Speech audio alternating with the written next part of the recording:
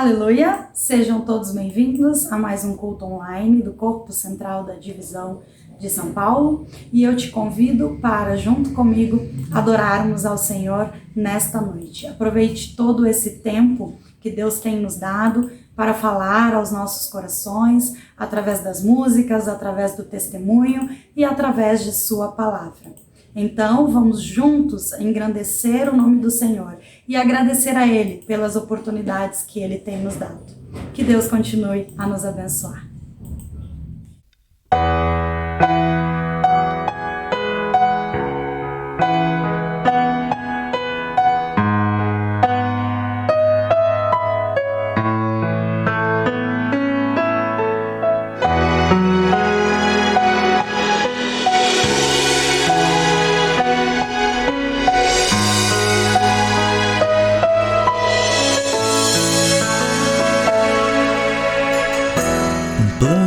Pra salvar, um pacto pra selar, silêncio no céu, resgate, salvação, encheu seu coração, ele nem hesitou.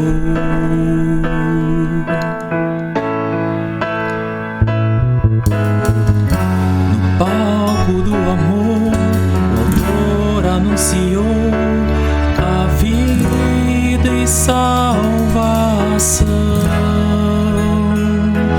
Tudo o que ele fez foi obedecer o plano que Deus escreveu. E quando a minha história parecia chegar no fim, a sua graça me alcançou. E quando tudo parecia estar perdido naquela cruz, o seu sangue me libertou.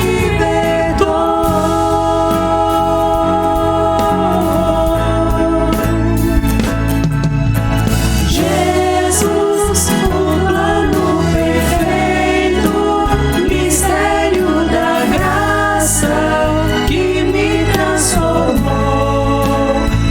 seu nome é Jesus, nome sobre todos, veio pra salvar, ele me salvou.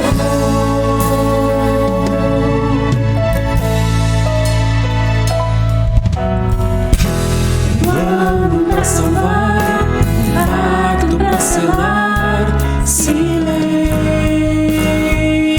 no céu. Resgate, salvação, encheu seu coração, ele nem hesitou.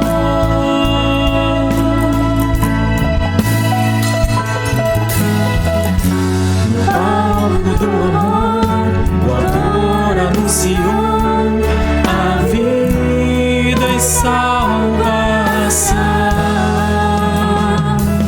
Tudo o que ele fez foi obedecer o plano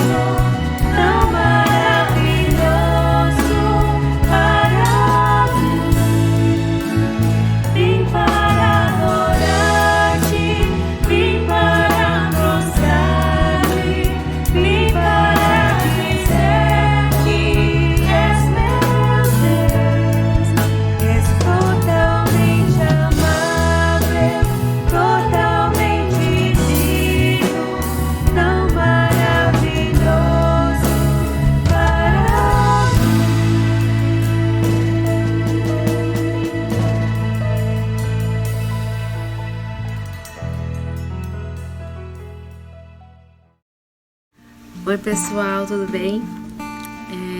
A Major Vanessa me pediu para eu gravar o testemunho que eu dei no culto presencial do último domingo. E nesse testemunho eu compartilhei a minha preocupação em deixar o Rafael tão pequeno, né? E trabalhar, voltar a trabalhar, né? Que já fazem 6 meses já da minha licença, né? Maternidade. E Deus me deu a bênção, né? De me dar uma resposta que tranquilizasse meu coração. Tava orando sobre isso, pedindo ao meu chefe, né? Perguntei pra ele se eu podia fazer home office. E ele só disse pra mim pra não me preocupar com nada. E aí, até que nos últimos dias recebi a notícia que o escritório vai ter que passar por uma reforma, então todo mundo vai ficar em home office mesmo, obrigatoriamente. E de uma forma, senti que Deus foi resposta de oração mesmo, da parte do Senhor, porque daí eu vou poder ficar mais tempo com meu filho em casa, né? E louvo a Deus, porque Ele nunca deixa nada faltar. Se for da vontade do Senhor que eu permaneça nesse emprego, eu vou permanecer. Se for da vontade do Senhor que as coisas continuem dessa forma em home office, vai ser da vontade do Senhor. Se eu tiver que voltar a trabalhar presencial também, eu sei que Deus vai cuidar e guardar do meu Rafael. Então eu queria, né, deixar essa mensagem de que realmente Deus se preocupa, né, com as nossas preocupações também. Ele se importa, Ele nos ama e Ele não deixa nada faltar, né? Então aquilo que Ele tem reservado para nós é muito precioso, né? E eu entendo que Deus tem cuidado de mim dessa forma, respondendo as orações. E se Deus quiser, eu vou ter um retorno tranquilo ao trabalho e ficar mais tempo em home office do que trabalhando presencialmente.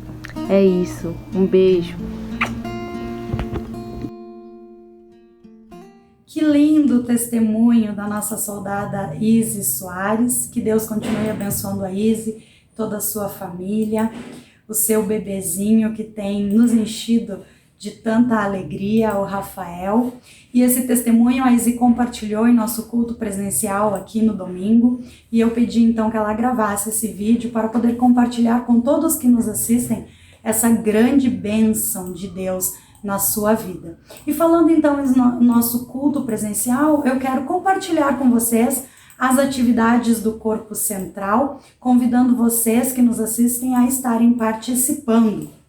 Nós temos online no domingo às 18h30 o nosso culto, esse que você assiste neste momento, que é transmitido pelo YouTube, mas nós temos também na quinta-feira um estudo bíblico online pela plataforma Zoom e na sexta-feira a nossa reunião de oração às 19h30 também pela plataforma Zoom. Então, se você quer participar, entre em contato conosco que nós vamos estar disponibilizando o link para que você possa participar tanto do estudo bíblico quanto da nossa reunião de oração. E presencialmente aqui no Corpo Central, todos os domingos nós nos encontramos às 11 horas para engrandecer o nome do Senhor aqui, todos juntos. E na terça-feira, também presencial, temos a nossa reunião de oração às 19 horas. E todo o primeiro sábado de cada mês, nós, mulheres, mães, nos encontramos no encontro do Desperta Débora às 15h30. Então, estão todos convidados para participarem conosco, tanto das atividades online quanto das atividades presenciais. Que Deus continue a nos abençoar.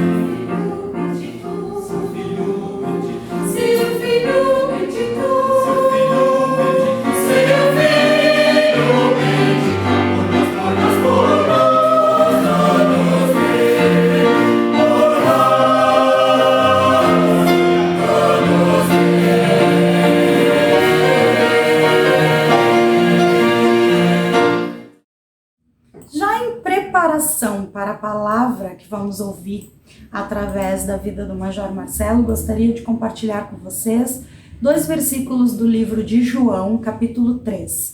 Nós vamos estar fazendo a leitura e aqueles que quiserem podem me acompanhar. Nós vamos fazer a leitura do versículo 16 e versículo 17 de João, capítulo 3, que diz assim: Porque Deus amou tanto o mundo que deu seu Filho único para que todo aquele que nele crer não pereça, mas tenha a vida eterna. Deus enviou seu Filho ao mundo, não para condenar o mundo, mas para salvá-lo por meio dele. Que Deus continue nos confirmando a sua vontade em nossas vidas. E agora nós vamos orar em favor da mensagem, para que Ele trabalhe em nossos corações, para que Ele fale a cada um de nós aquilo que Ele deseja. Senhor, nós queremos colocar as nossas vidas nas Tuas mãos, pedindo, Senhor Deus, que os nossos corações e as nossas mentes possam estar abertas neste momento para ouvir a Tua palavra. Que nada venha tirar a nossa atenção daquilo que Tu tens preparado para nós. Então, Senhor Deus, nos ensina as verdades da Tua palavra e nos ajuda, Senhor, a nos tornarmos praticantes de tudo aquilo que temos aprendido. Oramos no nome de Jesus. Amém. Amém. Evangelho de João, capítulo 8, dos versos 2 ao 11. De manhã cedo, ele voltou ao templo e todo o povo foi ao seu encontro. E Jesus, sentando-se, passou a ensiná-los. Então os escribas e fariseus lhe trouxeram uma mulher apanhada em adultério e, pondo-a no meio de todos, disseram-lhe: Mestre, esta mulher foi apanhada em flagrante adultério. Na lei, Moisés nos ordena que tais mulheres sejam apedrejadas. E tu o que dizes? Eles diziam isso para colocá-lo à prova, para terem de que o acusar. Jesus, porém, inclinando-se, começou a escrever no chão com o dedo. Mas, como insistissem em perguntar, ergueu-se e disse-lhes: Quem dentre vós estiver sem pecado, seja o primeiro a atirar uma pedra nela. E, inclinando-se de novo, continuou a escrever no chão. Ao ouvirem isso, todos foram saindo um a um, começando pelos mais velhos, e ficaram apenas Jesus e a mulher em pé no mesmo lugar. Levantando-se e não vendo ninguém senão a mulher, Jesus lhe perguntou: Mulher, onde estão eles? Ninguém te condenou? Ela respondeu: Ninguém, Senhor. Disse-lhe então Jesus: Nem eu te condeno. Vai e não peques mais. Jesus estava no templo ensinando quando os escribas e fariseus aparecem trazendo uma mulher pega em flagrante adultério. Eles colocam aquela mulher no meio de todos aqueles que ali se encontravam e a acusam de adultério, citando a lei de Levíticos 20:10 e Deuteronômio 22:22, que condenava à morte o homem e a mulher que cometessem adultério. Então eles entregam aquela mulher para Jesus para que Jesus a julgasse. O texto deixa claro que a motivação daqueles escribas e fariseus era criar um ambiente de armadilha para Jesus. Pois se Jesus a condenasse, toda a pregação de Jesus, todo o discurso de Jesus de amor, de misericórdia, seria desacreditado por aqueles que ali estavam.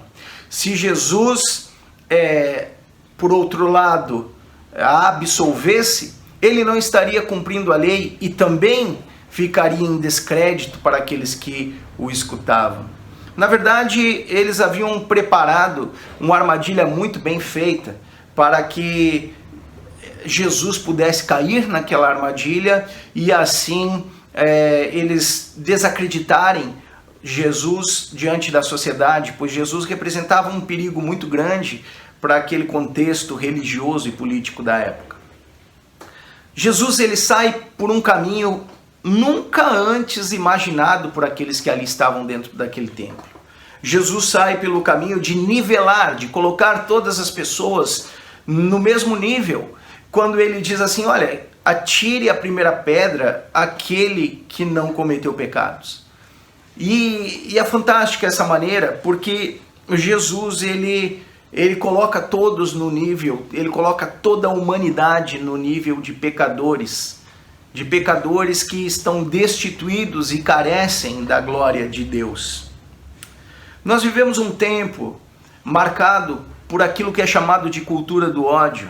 Nós temos visto pessoas se degladiando na internet, na vida real também, pessoas que lutam por seus ideais, pessoas que lutam por aquilo que elas acreditam e pessoas que querem desacreditar aqueles que se opõem aos seus pensamentos.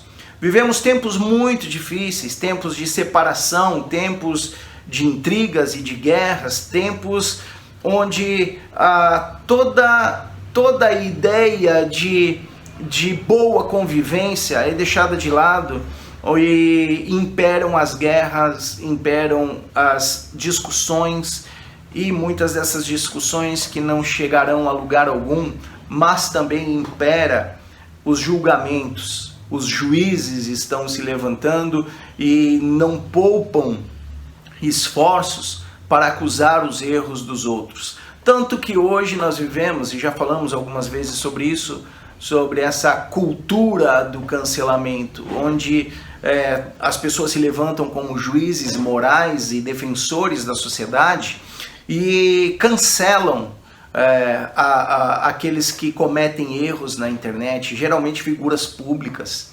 Então essas figuras públicas falam algo politicamente incorreto, ou essas figuras públicas cometem algum pecado e esse pecado é exposto, e com isso eles descredibilizam aquelas pessoas e eles destilam seu ódio transvestido de justiça ou de boa moral e costumes. Essa cultura, ela não é algo nova, é algo que acompanha a humanidade em toda a nossa história. Há um livro interessante falando sobre as perspectivas do mundo digital, e onde o escritor Byung-Chul Han, ele fala algo muito interessante que é importante nós entendermos. Ele diz o seguinte, que nós estamos vivendo em meio a uma sociedade da indignação. Tudo nos indigna e com isso geramos uma tempestade de indignação contra empresas, instituições e pessoas. Essa tempestade de indignação é possível em uma cultura de falta de respeito e de indiscrição. É, antes de tudo, um fenômeno digital. O zelo do cidadão enraivecido não é um zelo por toda a sociedade, mas sim um zelo por si mesmo. Esse ódio todo, essa capacidade de julgar e condenar o outro, tem como base não o bem comum, mas sim motivos pessoais que geram ódio descontrolado e só é apaziguado quando atinge o alvo odiado. Tanto no tempo de Jesus como no nosso tempo, existem muitas pessoas com as mãos cheias de pedras para acusar, para julgar, para condenar o outro pelos seus erros. Vivemos um tempo onde há muitas pedras e pouco amor. Talvez você que está escutando, você tenha sofrido algumas pedradas.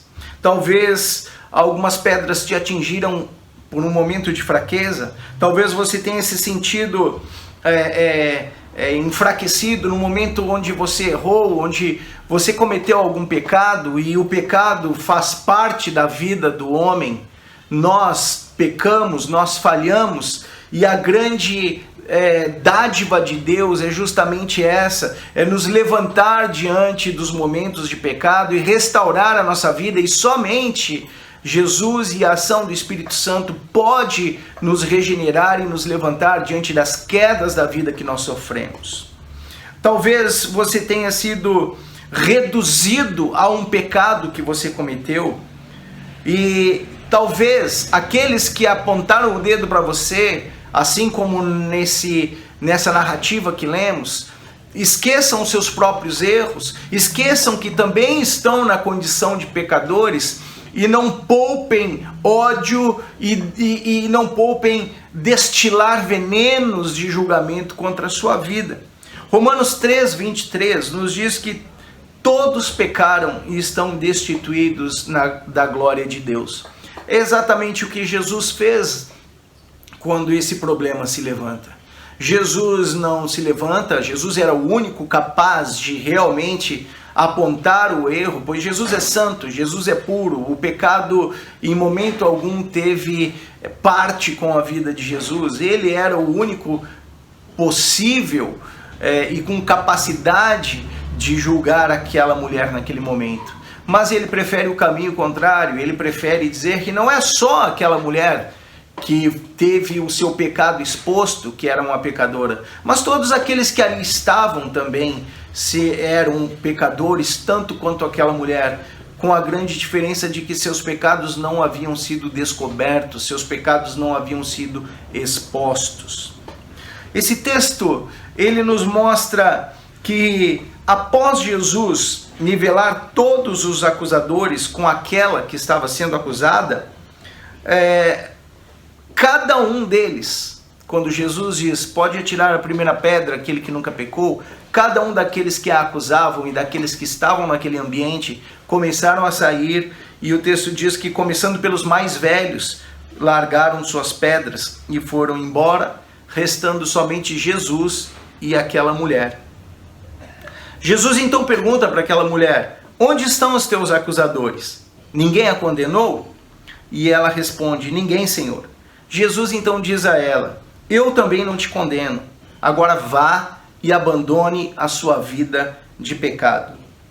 Talvez essa atitude de Jesus possa parecer estranha dentro desse contexto de mundo que vivemos. Talvez esse Jesus possa parecer estranho a muitas pessoas que entendem Jesus como alguém que fica fiscalizando os nossos erros para nos pagar na mesma moeda.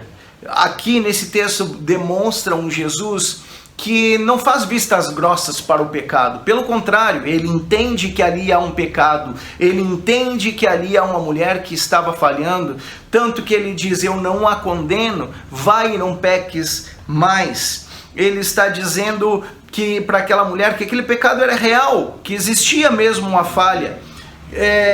E o que ele faz é, ao invés de emitir uma sentença de culpa, ele oferece uma oportunidade de restauração, de salvação, de recomeço, de mudança de vida. Vai e não peques mais, ou vá e abandone a sua vida de pecado. Jesus lança essa oferta para a mulher, como Jesus tem lançado essa oferta para mim e para você. Jesus lança a oferta de nós irmos, de nós abandonarmos uma vida de pecados e construirmos uma vida nova e restaurarmos para uma vida santa, uma vida que somente Ele pode nos oferecer. É essa declaração do Evangelho da Graça que diz, arrependei-vos, arrependam-se, pois é chegado o reino dos céus. A graça de Deus nos é dada através da possibilidade do arrependimento, de nós termos um encontro com esse Jesus perdoador, que olha para nós não a partir dos erros que cometemos, mas olha para nós a partir da oportunidade concedida de uma transformação de vida, de uma nova vida, de sermos uma nova criatura. Na minha caminhada, eu tenho escutado muitas pessoas dizendo que precisam consertar suas vidas para depois irem à igreja. Na verdade, eu acho que isso é uma culpa nossa, é uma culpa da igreja, vender essa ideia de perfeição. Na verdade, não, nós precisamos chegar a Jesus com as nossas falhas, com os nossos erros. Nós não precisamos consertar a nossa vida antes de chegarmos a Jesus. Pelo contrário, nós chegamos quebrados a Jesus, e é Ele quem irá consertar a nossa vida. Nós não temos força para consertar as nossas vidas, pois o ser humano ele é nascido no pecado. O ser humano, ele tem a tendência natural, a inclinação natural para o erro, para o pecado, e só aquele que consegue nos fazer e nos convencer do pecado, da justiça e do juízo é o Espírito Santo de Deus. É através de Jesus Cristo que nós temos uma transformação de vida e conseguimos enxergar as nossas falhas, e a partir do revestimento de Deus, do revestimento do Espírito Santo e do seu auxílio, é que nós conseguimos abandonar os maus caminhos e com ele construir uma vida nova, uma vida santa, uma vida completa em Jesus Cristo. Jesus nunca taxou em momento algum alguém, uma pessoa, pelos seus erros, mas pelo contrário, ele sempre ofereceu essa oportunidade de recomeço. Ele sempre ofereceu essa oportunidade de mudar a vida. Talvez você que está me escutando, talvez você tenha vivido momentos onde o pecado se instaurou na sua vida. Talvez você tenha caído, talvez você tenha falhado, e a palavra de Deus nos fala, aquele que está em pé, cuidado para que não caia. Você caiu, talvez você tenha errado, talvez o pecado tenha dominado a sua vida, mas essa não é a estação final. Talvez muitas pessoas estejam com pedras nas mãos, te acusando, e o seu erro é real, e você reconhece que a sua falha é real. Mas saiba que Jesus é o único que pode te oferecer um recomeço. Não viva preso a esse erro. Não viva cometendo esse erro. Aceite a proposta de Jesus de ir e não pecar mais. De ir e construir uma nova vida. De viver algo novo que somente Ele pode nos oferecer. Há uma ilustração muito interessante que se encaixa muito com esse texto. E diz assim: certa vez, em um vestibular de uma faculdade de propaganda, um dos itens era redação livre, para a qual havia apenas um tema em comum para todos os vestibulandos. O tema era descreva o que você vê na folha anexa. Só que a tal folha anexa era uma página de papel comum e estava em branco. A maioria dos candidatos viravam a folha para ver se havia algo no verso. Não havia. Então, lá no fundo da sala, um apressadinho levanta a mão e chama a atenção do professor. Professor, minha folha está em branco. O professor só olhou por cima dos óculos com ar de reprovação. E aí todo mundo entendeu que era aquela a questão. Mas o que era possível enxergar numa folha branca? Quando as notas saíram, um aluno curioso foi perguntar ao mestre qual tinha sido o critério de avaliação. E ele disse: a avaliação é a seguinte: quanto mais surpreendente for a resposta, quanto mais criativa for a resposta, mais alta será a nota. A resposta mais comum foi nada. Muitas pessoas escreveram que naquela folha branca não existia nada. Essa nota mereceu 4. Existiram apenas 2 notas 8 e apenas uma nota 10 que mexe muito comigo. E o que essa pessoa escreveu? Perguntou o aluno. O mestre então disse: a pessoa escreveu na folha branca, olhando a folha branca e declarando o que ela enxergava naquela folha branca, ela escreveu: vejo uma oportunidade. Jesus nos dá uma oportunidade. Jesus é o único que pode nos conceder uma oportunidade de recomeçar. Jesus deu uma folha branca para aquela mulher acusada em adultério. Ela deu uma oportunidade de recomeçar. Os pecados foram perdoados e agora era hora de construir uma nova vida. E assim Deus está fazendo comigo e com você. Ele está nos falando que há possibilidade de recomeçarmos, há possibilidade de construirmos uma nova vida, há uma possibilidade de nós recebermos das mãos dele uma folha branca. E essa folha branca, essa oportunidade de recomeço, ela é trabalhada juntamente com o Senhor. Você e eu não temos força para construirmos algo novo. Nós somos fracos. Nós somos totalmente dependentes da graça e da misericórdia de Deus. E se nós aceitamos essa graça, se nós aceitamos esse auxílio do Senhor, aí sim nós podemos construir algo novo, nós podemos viver algo novo, nós podemos abandonar a história que escrevemos de erros, de fracassos, de pecados e recomeçarmos a escrever uma nova história. Somente Jesus pode fazer isso por nós. Há uma frase do pastor Willy Fomin que diz assim: você errou, isso não faz da sua vida um erro. Você se arrependeu, e isso não faz da sua história um amontoado de fatos inúteis. Você faliu, isso não altera o seu valor. Tentar de novo, acreditar que amanhã pode ser diferente, é a postura dos que amam o viver. Pode até ser que você não experimente a vitória, mas será um belo exemplo de vida. Jesus é o Deus dos recomeços. Jesus é aquele que pode te oferecer uma nova chance. Nós temos 3 personagens nessa história. Nós temos aqueles que acusam, e muitas vezes nós estamos nesse papel. Nós somos aqueles que carregamos pedras nas nossas mãos. Nós falhamos quando nós olhamos para o outro, prontos para acusar, e não só acusar, mas para condenar. Nós temos um outro personagem, que é a mulher apanhada em flagrante adultério, a pecadora. Todos nós pecamos, eu e você pecamos, erramos de maneiras diferentes, falhamos de maneiras diferentes, mas pecado é pecado, não há como aliviar o pecado. Pecado é tudo aquilo que agride a essência de Deus. Pecado é tudo aquilo que faz com que nós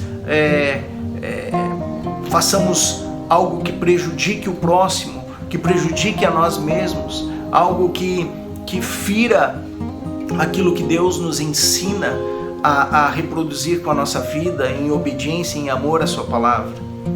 E nós temos Jesus. Jesus é aquele perfeito, Ele é o sábio, Ele é o amor, Ele é o Deus do recomeço. Ele é aquele que não acusa, mas que oferece a possibilidade de renovação. Ele é aquele que não carrega pedras em suas mãos, mas Ele carrega amor, e Ele oferece amor, e Ele nos concede o amor, e Ele nos concede essa folha branca. Uma folha branca que nós precisamos olhar como uma nova oportunidade. Eu não sei como você está hoje, eu não sei quais são os pesos que você tem carregado. De repente você carrega o peso do pecado, de repente você carrega as pedradas por uma falha que você cometeu, por um pecado que você cometeu. Você pode viver com isso sobre a sua vida, ou você pode aceitar a oferta de Jesus de mudança de vida, de recomeçar, de abandonar o pecado e de construir uma nova vida. Ele nos chama, Ele nos oferece, e cabe a mim e a você aceitarmos ou não esse convite da graça. Oremos. Senhor, Tu nos conhece, a Tua palavra diz que Tu nos sonda e nos conhece, que lá no mais íntimo do nosso ser, Tu sabes tudo acerca de nós. Perdoa-nos quando pecamos, perdoa-nos quando nós banalizamos o pecado, ou muitas vezes nos acostumamos a viver em pecado. Tu nos ofereces, Senhor, uma chance de recomeço, e só Tu, Senhor, não é pela nossa força, não é pelo nosso querer, não é pela nossa vontade, mas é somente pela Tua graça. Então, Senhor, que as pessoas que estão escutando essa reflexão, seja hoje, seja no amanhã, seja em qual dia que for, se elas, Senhor, sentem a dor do pecado, se essas pessoas sentem o peso do pecado em suas vidas, que elas possam, Senhor, dobrar seus joelhos e aceitar o convite da graça que Tu nos faz hoje. A folha branca que nós enxergamos como uma nova oportunidade, a oportunidade de um recomeço, de uma reconstrução de vida. Que a Tua graça seja presente na vida desse e dessa que escutam essa palavra e estão cansados do peso das pedradas, do peso do pecado, da dor, da dor que o pecado impôs em suas vidas, que eles possam ser libertos disso através do teu amor, através da tua graça, através da tua oportunidade de recomeçarmos. É o que eu te peço no nome de Jesus Cristo. Amém. Amém. Que Deus o abençoe e que Deus o fortaleça. Construa uma nova vida. Aproveite essa nova oportunidade que Deus te dá. Um grande abraço.